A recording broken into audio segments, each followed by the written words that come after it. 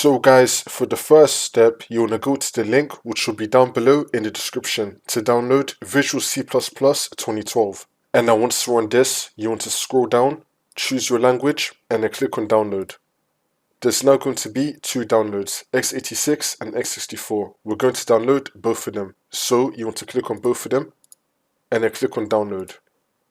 It's now going to start downloading. If you get this to download multiple files, you want to click on allow. They should now both be downloaded. If the download did not start, then you want to click here to download it manually. And now once you downloaded both of them, you want to right click on one of them and then click on show in folder.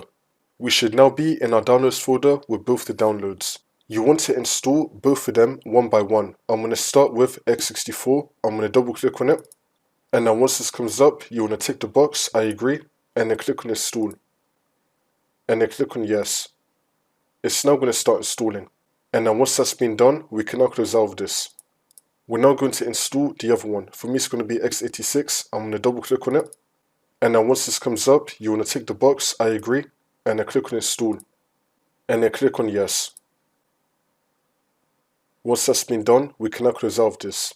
For the last step, you want to restart your computer. And then that's how you do it. It's now going to be installed.